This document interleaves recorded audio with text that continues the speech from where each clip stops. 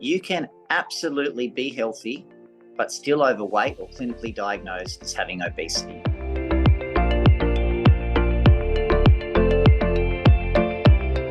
We all want our kids to be happy and healthy, but what does that actually mean? Have you ever felt overwhelmed by the challenge of ensuring your family eats well, stays active, and maintain a balanced lifestyle? Yeah, me too. Luckily, joining me today is health expert Dr. Nick Fuller. He's a leading obesity researcher, a father of two, and the author of a new book, Healthy Parents, Healthy Kids, which promises to give us 6 simple steps to total family wellness. Welcome, Dr. Nick. Thank you very much for interviewing me, Melody. It's a pleasure to talk to you. I'm really excited to see what you've got to say. We'll start off with a hopefully simple one. So if you can quickly run through the 6 principles that you've listed out in your book. Now, the book itself is broken down into 6 key steps or 6 key principles around a healthy lifestyle to tackle not only food, but also importantly exercise and sleep, because they do play a vital role in long-term healthy weight management as well. So the first one we have is health, not weight. It is very important for us as parents, and in my case, not just as a parent, but a healthcare professional, to focus on health, not weight, to take away the scales, to not get fixated on where your child sits on a height for weight or BMI for age graph, because often those figures can create, or numbers can create, a lot of anxiety. We worry that our child or children are not tracking as they should be in a healthy weight range. But what I hope this information and education does for you is, get you to focus on health, because if you do that and you implement the principles of a healthy lifestyle, your child or children will fall into those healthy ranges. Some are always going to be at the higher end of the spectrum and some are going to be at the lower end of the spectrum. But what we don't need to be worrying about is weight, providing that we are focusing on these other healthy principles. And the second one is all around reaching for nature first, because in the modern day environment, we are saturated with processed and fast foods. Now, our kids scream out for this stuff, not only when we go shopping or grocery shopping, but also when they might be watching their favorite shows and they see the advertising, or their kids are eating the foods in front, their friends are eating that food in front of them. Now, this is all about helping your child retrain their brain, and not just, focusing on them, but also yourself. Because in the modern day environment, most of us are addicted to those processed and fast foods ourselves. We have a very hard time saying no to them.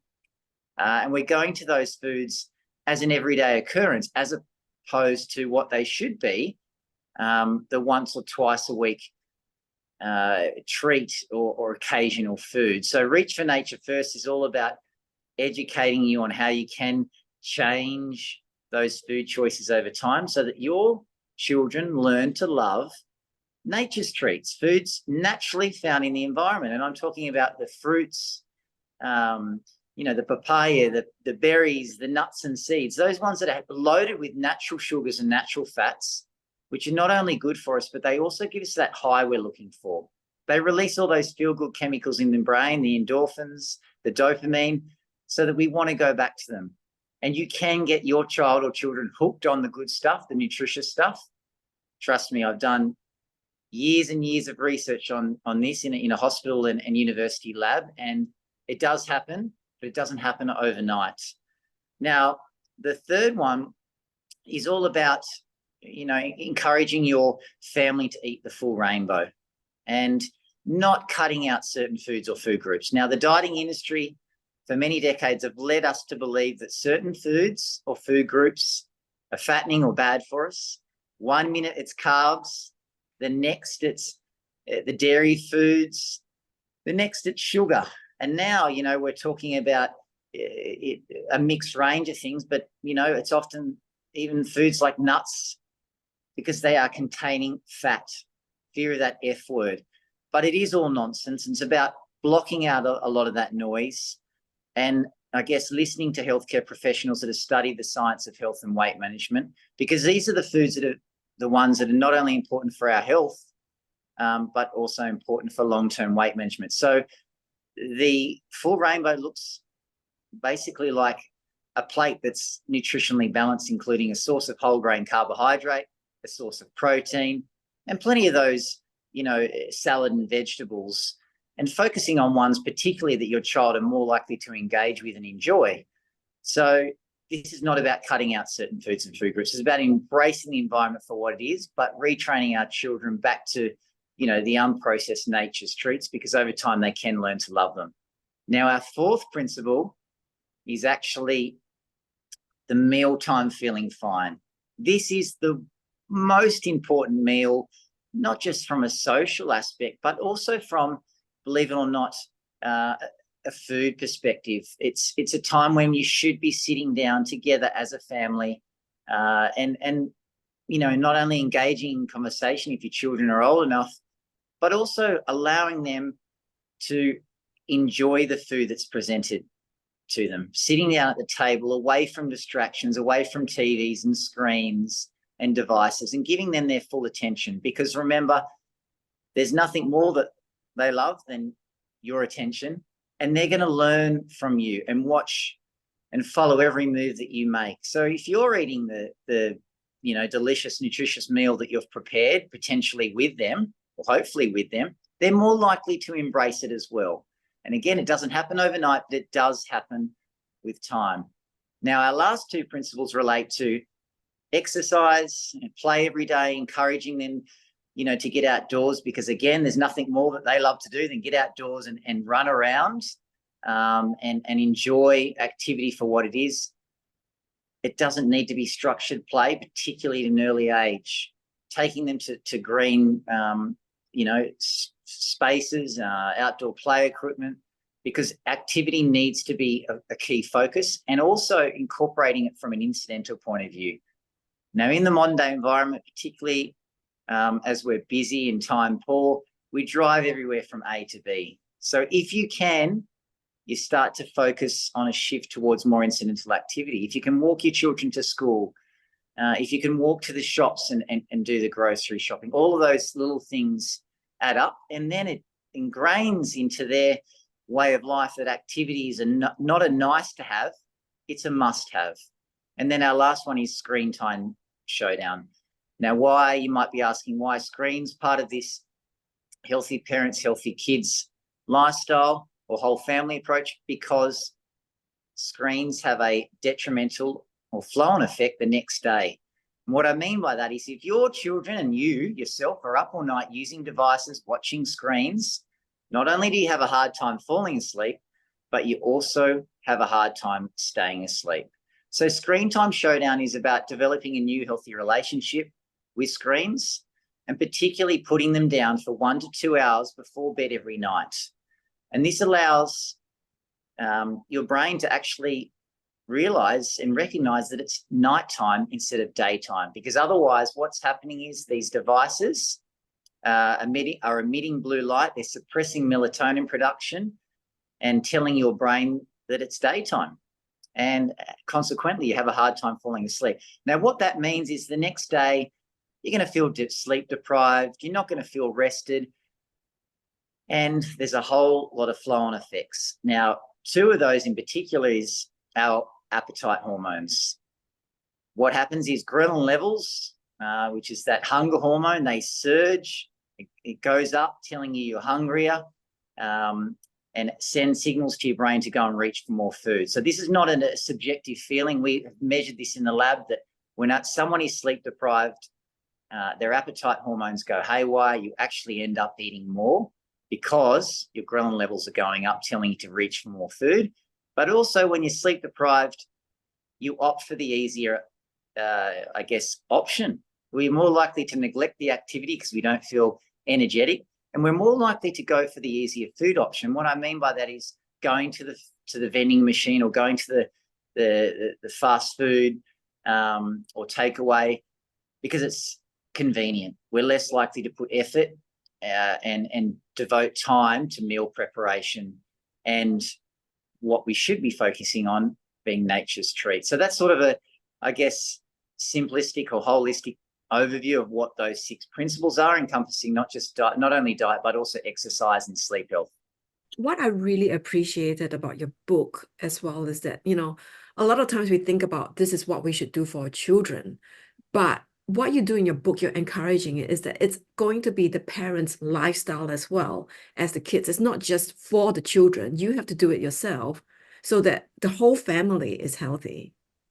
You are spot on, Melody. I mean, this is all about role modeling. And I did touch on this lightly, but remember that children absorb everything that we do. And this goes for all aspects of life, but nothing more so than what you put in front of them on the plate and what you are eating in front of them. Now, if you're eating the chips, what do you think they want? Of course they want the chips. If you're eating the nutritionally balanced meal that, you've cooked, it doesn't have to be laborious and time-consuming, because after all, none of us have time for that in the modern-day environment. But something that is, delicious and nutritious. And if you're eating that food, again, over time, they're more likely to adopt that behavior and enjoy it, or importantly, try it as well. So this is all about role modeling. You have to be implementing these healthy principles yourself, because not only will that help you regain control of your health and weight if it's out of control at the moment, because for the majority of us, sadly, it is, but it'll also ensure that your child has a future that is, again, that healthy relationship, not just with food, but more importantly, their weight. Because if you can set them up on that right trajectory, they don't have a lifelong struggle, and they don't end up, out there in that dieting world, continually trying to do something about their weight. And this is why it's important not to focus on weight. This is why it's important to focus on what are the healthy principles of a family lifestyle, so that you can give them every chance of growing up in a healthy and happy way. I want to explore this connection between health and weight a little bit more, because it kind of feels like it's a bit of a contradiction, because we're saying let's not focus on weight here, let's focus on being healthy, which is a welcome message in this age of body positivity. We're not focused on how much we weigh or how big we look, but then there is the other flip side where it says that being overweight is often linked to obesity and heart diseases, which is obviously not being healthy. So what is the difference here? This is a really good point you make. But I think the first thing I want to emphasize is that you can absolutely be healthy, but still overweight or clinically diagnosed as having obesity. Okay. As long as you are following, again, the principles of a healthy lifestyle. And what I mean by that is eating nutritious, balanced diet, reaching for nature first, eating from big to small throughout the day, incorporating activity and getting good sleep. So BMI needs to be thrown out. We need to stop fixating on BMI. We even use BMI charts, age for weight, BMI charts in children.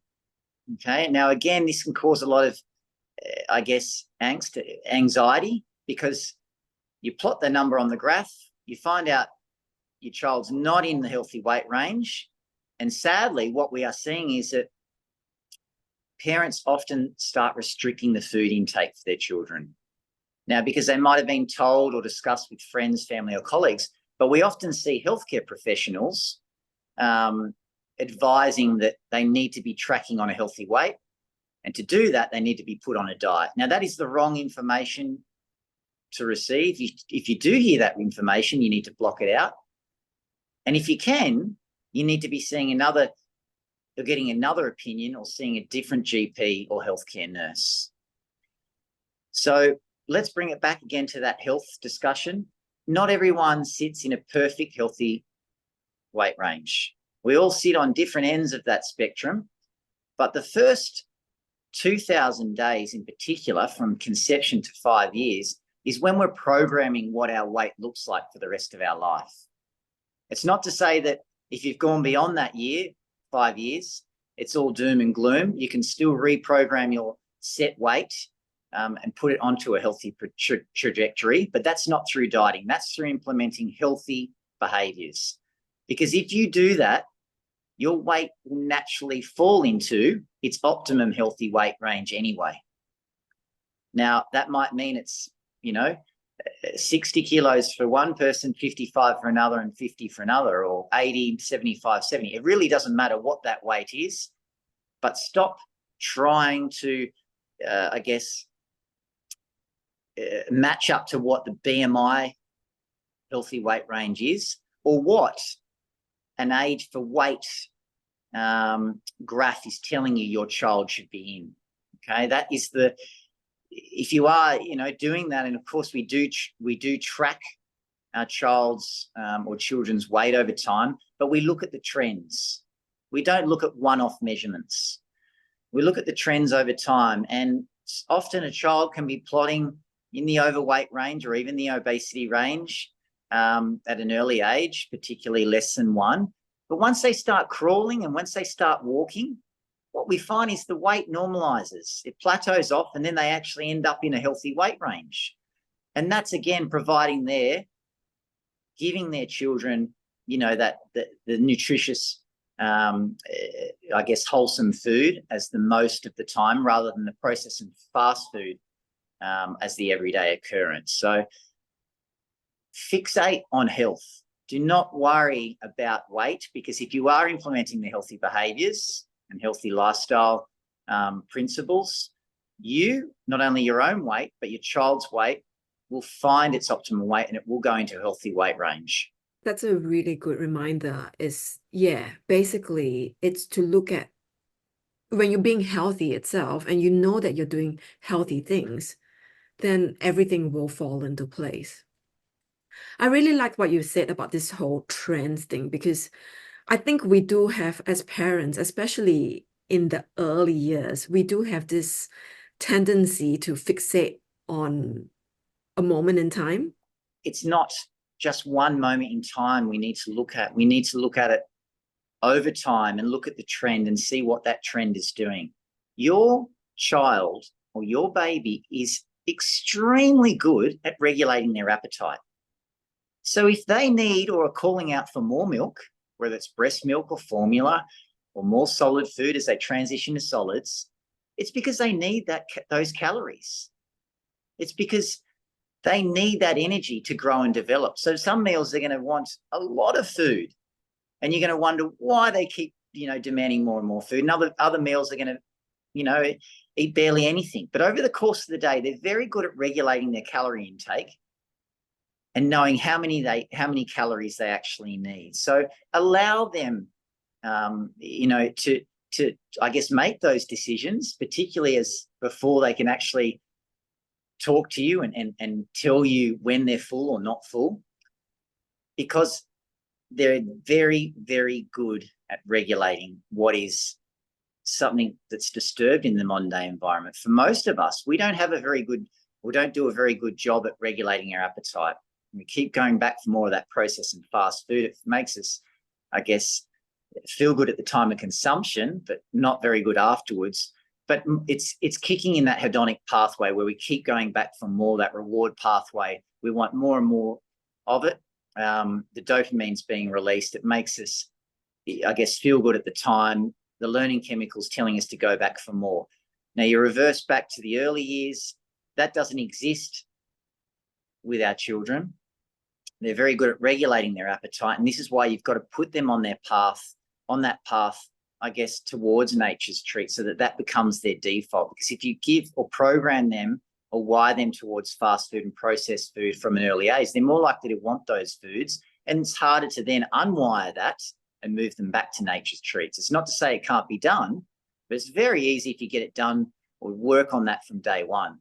The other thing that I hear a lot in the moms forums that I'm on is, my child isn't eating. And so parents are fearing that their kids are going hungry. You give them this wonderful plate of, broccoli or something healthy that they don't want, and they choose not to eat it. And so there's this worry that the kids are going hungry. So they will rather feed them something that they know the kid would eat, which, well, is normally not healthy.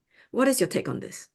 Yeah, this is an extremely hard one to deal with. Remember that food fussiness is something that most parents, if not all parents, are experiencing at some point, particularly in those toddler years. If you're a parent that hasn't gone through that, you're a very lucky parent, because I can assure you, not just through my own children, but also the thousands of children and families I've worked with over the many years, every child goes through this phase. It's sort of them, I guess, expressing a little bit of a control and autonomy over one aspect of their life, and them saying, or I guess expressing that they want to stick to foods they feel more comfortable with, okay? And that's what we talk about, or what we experience when they only want the white or the beige foods. When you introduce new foods, that fear factor comes in, and they're less likely to engage with it. In that moment in time, do you then, if they choose not to eat it, do you then go, oh, I'll give you something else? Or do you just say, well, too bad, go hungry? Yeah, no, I guess this is a very good point, and something that needs to be highlighted. You need to be cooking one meal for the whole family. And this includes the infant, the 1-year-old that's sitting in the high chair. Remember, they're learning and they're developing all those neuronal connections in the brain from day one, and nothing more than so at that early age. So what you need to be doing is cooking one meal for the whole family. You need to get everyone involved if you possibly can. And this includes the 2-year-old, by giving them the simple task of maybe picking the basil leaves off the stem and putting into a bowl, getting them to mix certain foods, getting them to put patties together if you're making some rissoles or hamburgers. By getting your children involved, they're more likely to actually want to taste and trial that food when it's on the plate. Now, remember that you have to persist over time. You have to keep offering those foods, and remember that children are very good at regulating their appetite. So if they don't eat at a particular meal, don't be too concerned, because remember, they will eat at the next meal to compensate. But if you keep giving them their favorite go-to meals, it might be the chicken nuggets or whatever a favorite that, your children or child's screaming out for, they're going to know that they get their way. They're going to know that that food's going to come to their plate at some particular stage. So you've got to persevere with that meal that you're cooking. Now, as you're making that transition, you might continue with some of those safe foods by introduce the new foods alongside those. But you've got to continually persist with this new way of life and new habits that you're moving towards. We're talking about exposing kids to a variety of food and to feed them this variety of food. You also mentioned, to eat the rainbow. So is it enough to go to the supermarket every week and buy the same, 3 or 4 types of vegetables that we normally do? We all do that. But how often do we have to reach for the types of food that we don't ever buy, kohlrabi, amaranth, finger limes? It's something to, I guess, fixate on, isn't it? We think that we're not actually ticking all the boxes when it comes to the fruits and the vegetables, the whole grain breads and cereals. But you don't need to be too concerned. Okay, if you can get some of your favorites or your child's favorites into their diet on a regular basis, you're ticking the box. There's many children that don't eat they eat next to nothing when it comes to vegetables, but they eat lots and lots of fruit. And that's still fantastic. They're still getting the vitamins and minerals and fiber from that food group. And there's never too much fruit that you can be having, despite that dieting industry making us believe that sugar's bad. These are containing natural sugars. And these foods are loaded with fruits, vitamins and minerals, and high in fiber that are good for our health. And remember, they're more likely the foods that our children are going to go for because they're sweet. And that's what we evolved to seek out.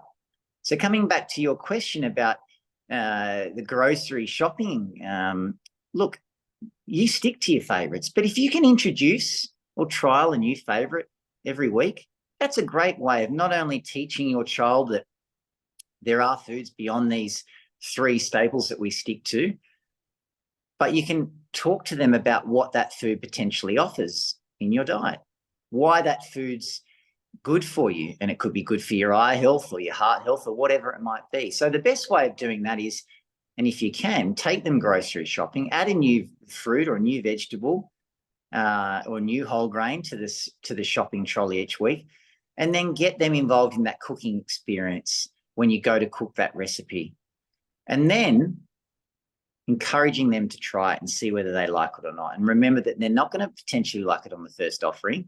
It might be 8 or 10 times down the track, but don't give up straight away. This is not easy.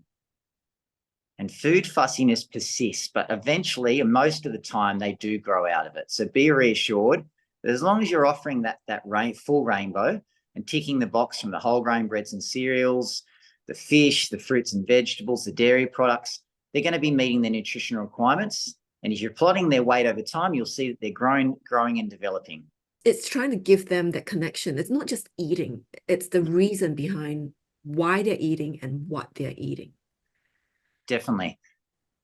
So if you're still wondering what you should be feeding your child, we've published an extract from Dr. Nick's book with a list of different everyday foods to include in your shopping list. I'll share the link to the article in the description, where you'll also find information on where you can grab his book and read more about his 6 steps that will guide you to establishing new healthy habits that will last a lifetime. I'm going to move on a little bit from the food side of things to this exercise and movement. It was very interesting what you said, because, we always hear sleep when the baby sleeps, but you've added into it move when the children move. But yet, to be a parent is to feel permanently tired. We take the kids to the playground, they're playing, so we decided, it's time to have a break. We sit on the bench and we look at our phones. How do you balance wanting that break and, being active and trying to be healthy yourself? It's so true. I mean, you sum it up perfectly. We're exhausted as parents. Not only are we juggling, a child or multiple children, sometimes work life as well, and everything else that goes in today's world. But the last thing we want to do when we have a little bit, it feels like a bit of time to ourselves, is exercise. But believe it or not, exercise actually gives you back energy. When you start moving, the minute you start moving, and I guess in this case, moving with your children, you're going to start feeling energetic. That lethargy that you're carrying around from sleep deprivation is actually going to go away. And it doesn't happen overnight, but it does happen with time. So what it will do is not only make you feel more energetic at the time of exercising and for hours afterwards, but it's going to allow you to get better sleep, better quality sleep when your children aren't keeping you awake all night, and allow you to make healthier food choices, lifestyle choices in the following day. So even though you're exhausted and your children, and this is a time where they seem to be, running around the playground, enjoying themselves, see it as an opportunistic time. And this can include the scenario where you're dropping off children to structured sport. Rather than sitting there on the sideline, use that as a time to potentially walk around the perimeter of the field and watch and cheer them on, because every step counts. And this is not about, always huffing and puffing and engaging in structured activity. What I'm talking about here is the incidental activity and incorporating activity in your life so it becomes the must have, not the nice to have. Okay, you're programming yourself to move whenever the opportunity provides. And the other important point to make is that, again, there's nothing more than for what your child enjoys than you participating with them. Okay, it might be kicking a ball at the park, running around together, playing different games. And if they're playing happily with their own friends, use that as an opportunistic time to move yourself. Get away from that phone, get away from that screen, put it down and just do something to get moving. Yeah, speaking of the screens, it's interesting that, you have a section on screen time, and I was expecting it to be a lot about, the usual things about what screen time does for our attention spans, self-esteem, mental health being. But it's very interesting that you pointed out as well its impact on, I guess, our physical health. We end up not sleeping enough, we end up not moving enough. And it's interesting that there are impacts of it that we don't think about. Well, no, I don't think about. And most parents don't think about it. I mean, we're addicted to these devices. We're on them all day and all night. They're the last thing that we engage with before we try and fall asleep. So this, I guess, principle screen time showdown is all about developing a healthy relationship with food.